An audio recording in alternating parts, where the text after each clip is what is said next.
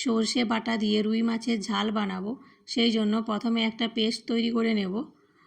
Mixing জারের মধ্যে সর্ষে, খুব সামান্য পোস্ত, গোটা জিরে, কাঁচা লঙ্কা, অল্প একটু জল দিয়ে দিলাম। পেস্টটা তৈরি করে নেব। পেস্ট তৈরি হয়ে গেছে। বাটা মাছ নিয়েছি, মাছের মধ্যে নুন, হলুদ গুঁড়ো ভালো করে মেখে নেব। মাখানো হয়ে গেছে। কড়াই বসিয়েছি, তেল দিয়ে দিলাম। তেলটা খুব ভালোভাবে গরম হয়ে গেছে। নুন হলুদ মাখানো মাছটা দিয়ে দিলাম। একদিকটা হতে দেব। একদিকটা হয়ে গেছে, উল্টে দেব।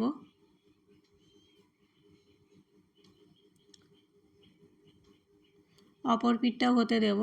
মাছ ভাজা হয়ে গেছে, তুলে নেব। ওই তেলের মধ্যে আরও সামান্য তেল দিয়ে দিলাম। কালো জিরে ফোড়ন দিয়ে দিলাম। পেঁয়াজ কুচি, পেঁয়াজটা ভেজে নেব। পেঁয়াজ ভাজা হয়ে গেছে। টমেটো কুচি, টমেটোটা একটু নেড়ে চেড়ে নেব। নুন, হলুদ গুঁড়ো, লঙ্কার গুঁড়ো একটু নেড়ে চেড়ে নেব। যে পেস্টটা বানিয়েছিলাম সেই পেস্টটা দিয়ে দেব। কৌটোটা ধুয়ে অল্প জল। এখন মশলাটা খুব ভালো করে কষিয়ে নেব।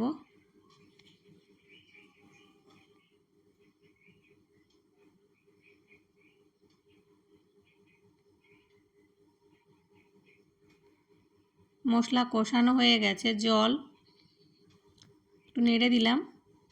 ঝোলটা ফুটতে শুরু করে ভেজে রাখা মাছগুলো দিয়ে দিলাম। ঢেকে কিছুক্ষণ হতে দেব। ঢাকনাটা খুললাম। মাছগুলো একটু উল্টে দেব।